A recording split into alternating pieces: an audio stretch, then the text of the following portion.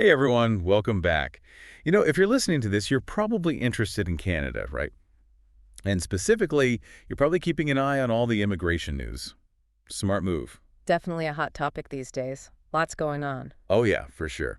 So we've been digging through a whole stack of articles and reports, Yep, it seems like Canada's really shaken things up when it comes to immigration. and that's what we're here to do today, dive into it all and break it down, make sense of it all. Exactly, because even if you're not planning to immigrate yourself, these changes can have a pretty big ripple effect. So let's get right to it.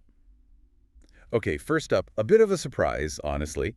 Canada is actually planning to, get this, reduce the number of permanent residents it's going to welcome over the next few years. Yeah, might seem counterintuitive at first glance, right? You'd think, with Canada being so open to immigration, they'd be increasing the numbers, right? You would, but there are a few factors at play here. Okay, like what?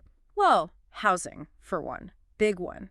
I mean, think about Toronto, Vancouver. Oh yeah, the housing market's crazy there. Exactly. Sky-high prices. Real concern about, whether there's enough affordable housing for everyone. And with more people coming in. It puts even more strain on the system, makes it harder to find a place to live. Makes sense. And, Canada's actually had record immigration numbers recently. Really? Yeah. So this could be a way to kind of, take a breath, step back, ensure things are sustainable long term. Okay, so a bit of a recalibration. So what are we talking about in terms of numbers? How many fewer immigrants are we looking at? So the target's 365,000 by 2027. Still a significant number of people. Oh, absolutely. But yeah, it is a noticeable decrease compared to the last couple of years. So fewer newcomers overall. Yeah. But hold on, it's not just about the numbers, right? It's also about who those newcomers are. Right on.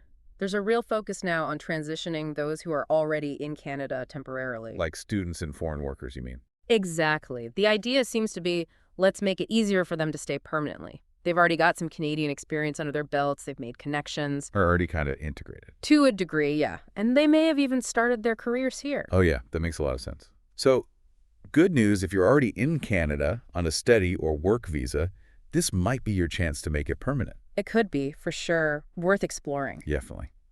Now, amidst all these changes, are there any specific areas where Canada's actually, rolling out the welcome mat and saying, hey, we need more people here?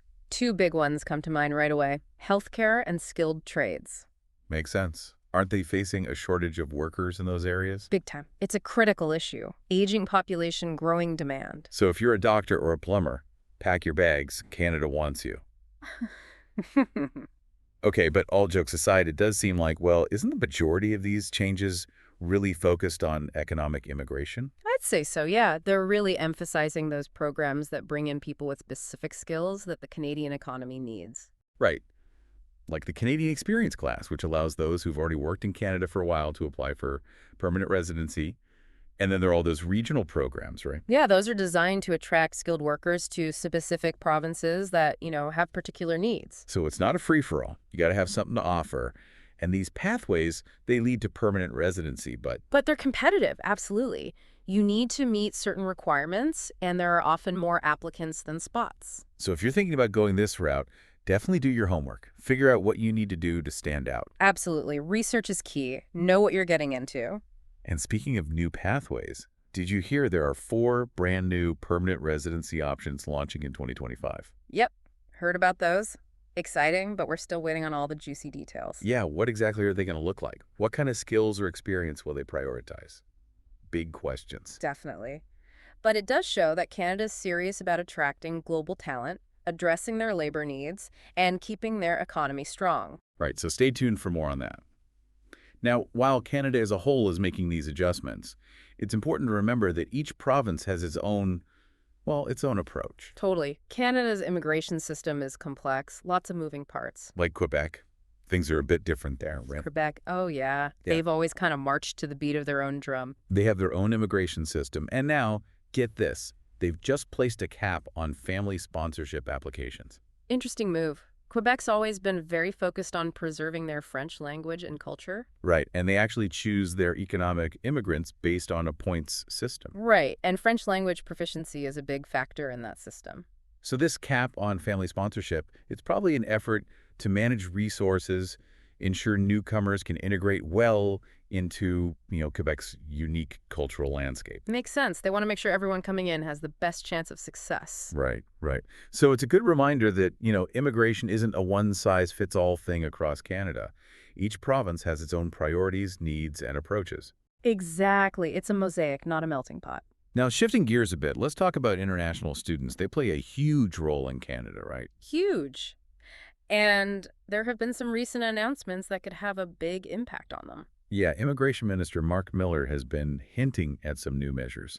Any idea what those might be? Well, it's all a bit speculative at this point, but there's talk of changes to student visa applications, maybe even post-graduation work permits. So if you're studying in Canada now, or thinking about it, definitely do your research. These changes could affect you. Absolutely. Stay informed, know what to expect. Now, I know a lot of people are eager to bring their parents and grandparents to Canada.